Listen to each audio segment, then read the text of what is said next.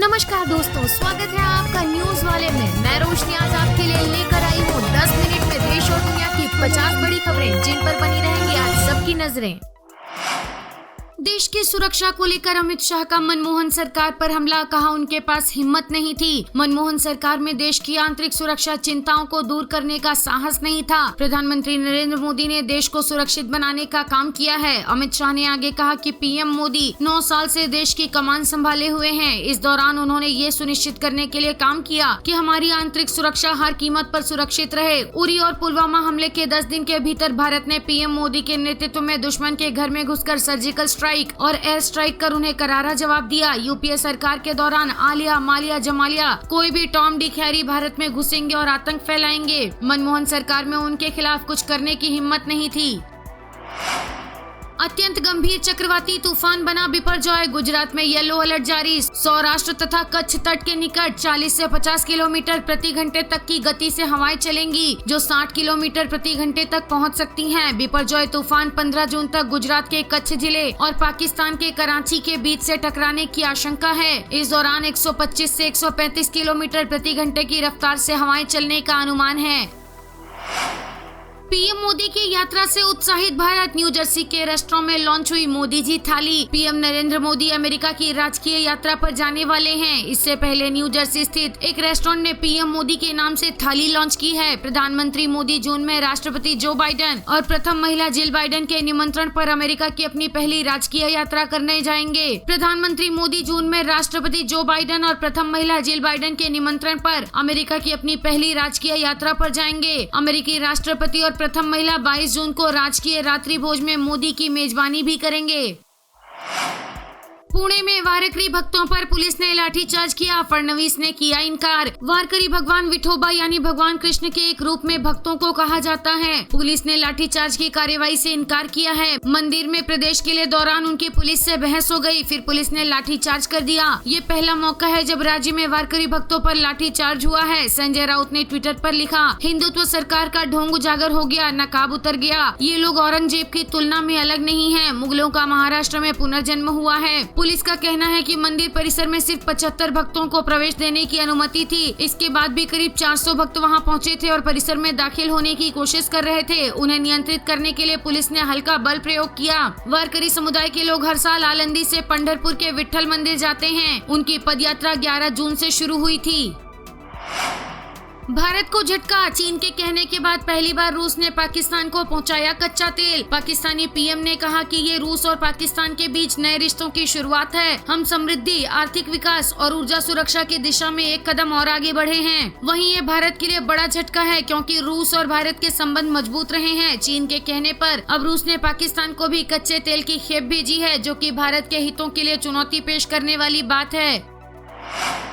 आदि पुरुष को लेकर सोशल मीडिया पर चल रही अफवाहें, मेकर्स ने जारी किया फ्रॉड अलर्ट। मेकर्स ने इस बात की घोषणा की थी कि हर थिएटर में हनुमान जी के लिए एक सीट रिजर्व रखी जाएगी। इसके बाद सोशल मीडिया पर ऐसी भी खबरें हैं कि जिससे भी उस सीट के पड़ोस वाली सीट पर बैठना होगा उसे ज्यादा रकम चुकानी होगी। टी सीरीज ने पोस्ट साझा करते हुए लिखा, फ्रॉड अलर्ट। आदि पुरुष की टिकट की कीमत को लेकर मीडिया में कुछ भ्रामक रिपोर्ट्स चल रही हैं। हम ये साफ करना चाहते हैं कि हनुमान जी के लिए रिजर्व सीट की बगल वाली सीट के रेट में कोई फर्क नहीं होगा। टी सीरीज की तरफ से आगे लिखा गया, गलत खबरों में ना पड़े, जय श्री राम। देश में बात बात के लिए धरने पर बैठना पड़ता है, विनेश बोली। 15 जून तक का इंतजार, कार्रवाई नहीं हुई तो फिर होगा बड़ा आंदोलन। उन्होंने कहा कि देश में बात बात के लिए धरने पर बैठना पड़ रहा है, ये देश के लिए अच्छा नहीं है। लोग बहुत भुगत रहे हैं, वो अपने परिवारों को छोड़कर बैठे हैं। लोगों को इतना दुखी नहीं किया जाना चाहिए। मैं यहाँ इन लोगों के लिए आई हूँ। हमारी लड़ाई जो चल रही है वो चलती रहेगी। 15 जून तक सरकार का इंतजार करेंगे। यदि इस दौरान कोई कार्रवाई नहीं हुई तो फिर से बड़ा आंदोलन किया जाएगा। सरकार ने दिल्ली के जंतर मंतर पर धरना शुरू नहीं करने दिया तो रामलीला मैदान या फिर किसी अन्य जगह पर आंदोलन शुरू किया जाएगा।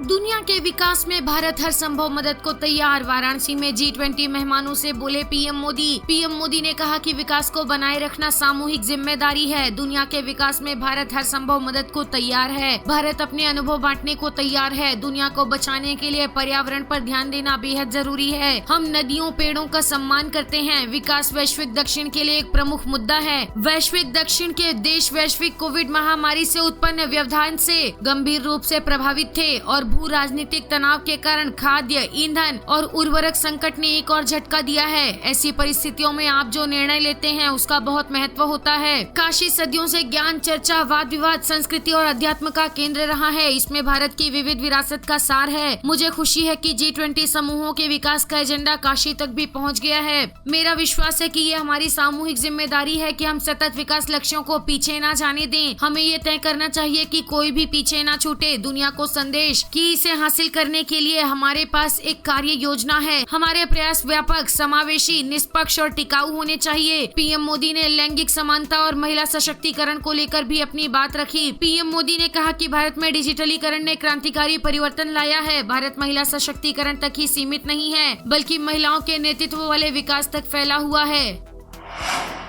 अमित शाह ने विशाखापट्टनम में ट्रांसलेटर को डांटा। चेन्नई में कांग्रेस डीएमके को भ्रष्टाचार में 2G, 3G, 4G वाली पार्टी कहा। आंध्र प्रदेश के विशाखापट्टनम में शाह ने जनसभा के दौरान ट्रांसलेटर को डांट लगाई। दरअसल शाह मंच से हिंदी में बोल रहे थे, जिसे ट्रांसलेटर तेलुगु में ट्रांसलेट कर रहा था ताकि स्थानीय लोग शाह की बात को समझ सकें। इसी दौरान ट्रांसलेटर ने शाह के भाषण की कुछ जरूरी लाइनों को छोड़ दिया। इस पर अमित शाह ने ट्रांसलेटर को टोकते हुए कहा, अरे यार तुम क्या बोल रहे हो, तुम लिख लो पहले मैं जो बोल रहा हूँ। जवाब में ट्रांसलेटर बोला, सर मैं लिख रहा हूँ, सुनाई नहीं दे रहा है सर, लिख रहा हूँ सर।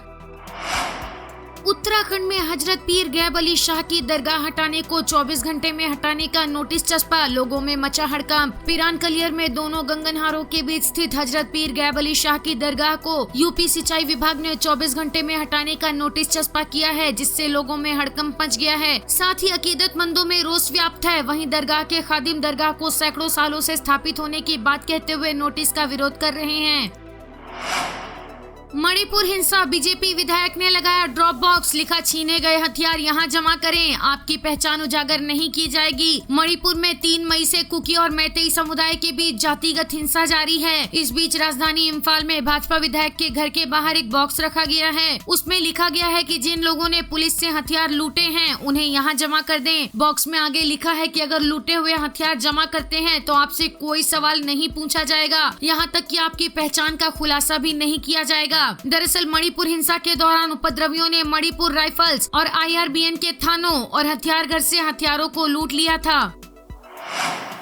ओडिशा रेल हादसा, सीबीआई ने बहनगा स्टेशन को सील किया। अब यहाँ कोई भी ट्रेन नहीं रुकेगी। सीबीआई ने जरूरी दस्तावेज भी जब्त किए। ओडिशा रेल हादसे की जांच में सीबीआई जुटी हुई है। सीबीआई जांच एजेंसी ने बहनगा स्टेशन को सील कर दिया है। अगले आदेश तक इस स्टेशन पर कोई भी पैसेंजर ट्रेन या मालगाड़ी नहीं रुकेगी। हर दिन यहाँ से करीब 170 ट्रेन गुजरती हैं। हादसे के बाद 60 ट्रेन रुक रही थी।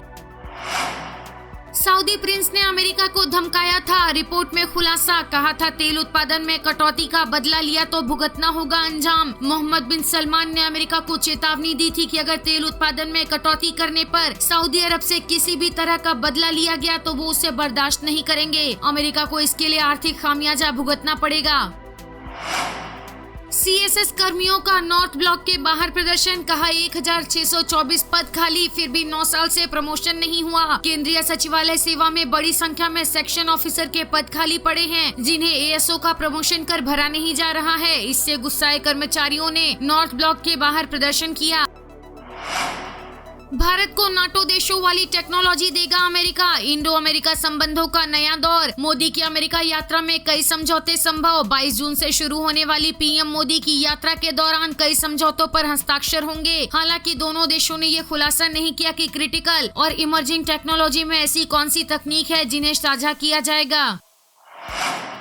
हमारा लक्ष्य है मुस्लिम आरक्षण खत्म हो, गृह मंत्री अमित शाह बोले ये संविधान के खिलाफ। उन्होंने कहा कि बीजेपी का मानना है कि मुस्लिम आरक्षण नहीं होना चाहिए क्योंकि ये संविधान के खिलाफ है। धर्म आधारित आरक्षण नहीं होना चाहिए। अमित शाह ने कहा कि उद्धव ठाकरे इस पर अपना रुख स्पष्ट करें। उद्धव ठाकरे से पूछता हूं कि कर्नाटक में जिसकी सरकार बनी है वो वीर सावरकर को इतिहास की पुस्तकों से मिटाना चाहती है, क्या आप इससे सहमत हैं? मैं जनता से पूछता हूं कि महान देशभक्त बलिदानी आदमी वीर सावरकर का सम्मान होना चाहिए या नहीं होना चाहिए? उद्धव जी, आप दो नाव में पैर नहीं रख सकते। उद्धव जी कहते हैं कि हमने इनकी सरकार तोड़ी, हमने इनकी सरकार नहीं तोड़ी। शिव सैनिकों ने आपकी नीति विरोधी बातों से तंग आकर आपकी पार्टी छोड़ी।